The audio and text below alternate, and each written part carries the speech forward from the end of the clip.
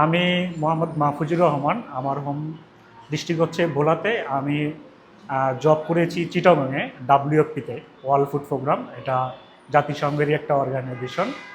আমি রোহিঙ্গাদের food receive এবং ডিসপাসের সাথে জড়িত ছিলাম।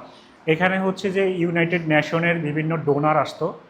আর হচ্ছে ওনারা আসলে আমি কাজের যে ব্যাপারটা ওটা, ওনারা যেহেতু বিদেশি, ইংলিশ যেহেতু ইন্টারন্যাশনাল ল্যাঙ্গুয়েজ, আমি বাংলাতে বলতে পারতাম কিন্তু ইংলিশে ওভাবে আমার প্রবলেম হতো। আর হচ্ছে যে বিভিন্ন ভালো পজিশনে আমি অনেক অপরচুনিটি পাইতাম।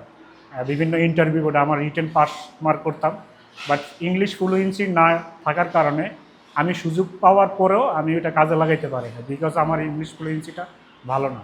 এই জন্য আর কি আমি আমার জবটা স্টপ করে দেন আমি ঢাকাতে আসছি। আমি অনেক প্রতিষ্ঠানে ভিজিট করেছি, এবং আমার লাস্ট 10-15 দিন আগে আমি হচ্ছে যে প্র্যাকটিক্যাল ইংলিশ ফেসবুকের মাধ্যমে আমি প্রথমে ChatGPT বলেন বা গুগল বলেন, আমি কিছু ভিডিও দেখেছি এবং নিজে সরাসরি এসে এখানকার এনভায়রনমেন্ট, ক্লাসরুম এবং ওয়াশরুম ক্লিন, হিউজ অপরচুনিটি এখানে। আমি প্রথমে একটু দ্বিধায় ছিলাম যে আসলে আমি ভর্তি হব কি হব না, কিন্তু আমি অ্যাডমিশন হওয়ার পরে আমি লাকি, এবং আমার ইংলিশ যে ফ্লুয়েন্সিটা প্রবলেম ছিল আমি ওভারঅল কিছুটা হলো এখন কনফিডেন্টলিভাবে আমি মাই সেলফ, এবং আমি বেশ কিছু কথা বলতে পারি ইংলিশে অলরেডি। আমি একটা ভালো নিউজ দিতে পারি যে লাস্ট 3-4 দিন আগে আমি একটা ভালো অর্গানাইজেশনে আমারই একটা ইন্টারভিউ হয়েছে। সেখানে আমি ফুললি 30 মিনিটসের বেশি আমি ইংলিশে কথা বলছি। এটার সম্পূর্ণ ক্রেডিট আমি মনে করি প্র্যাকটিক্যাল ইংলিশে, কারণ এখানে আমি এই ক্লাস না করলে আমার এটা আসতো না, এই ফ্লুয়েন্সিটা যেটা আমি লাস্ট 10 ইয়ার্স যাবত সাফার করতেছি। এই 10 ইয়ার্সের প্রবলেমটা লাস্ট এই 10 দিনে আমি মনে হয় রিকভার করতে পারছি।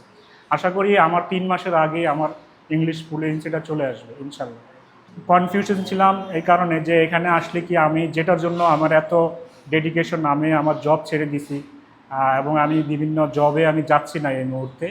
আমার হাতিয়াতে, কক্সে এবং ঢাকাতে অনেক জায়গায় এখনও স্টিল আমার জবের অফার আছে, কিন্তু আমি এই মুহূর্তে আমার ইংলিশ ফ্লুয়েন্সিটার ভালো নাই দেখে আমি জবটা করতেছি না। আমি আমার এই সিদ্ধান্ত নেওয়ার আগে আমি আমার পরিবারের সাথে আলোচনা করেছি, আমার কলিগদের সাথে আলোচনা করেছি। তারা আমাকে উৎসাহিত করেছে যে তুমি যেটা নিচ্ছ এটা খুবই ভালো ডিসিশন।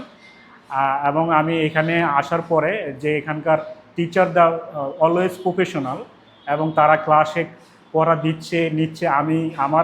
আমি বলতে পারি এখানে হচ্ছে যে একটা টাকা দিয়ে আর কি পানিশমেন্ট কিনা, যেটা আমি বলতে পারি যে এই পানিশমেন্টটা আমার করা কি হচ্ছে কিনা, আমি করা দিতেছি কিনা, এগুলা সব কিছু 24 আওয়ার্স এখানকার টিচাররা প্রফেশনালিভাবে আমাকে ফলো রাখতেছে। এটা আমার কাছে খুবই ভালো লাগছে।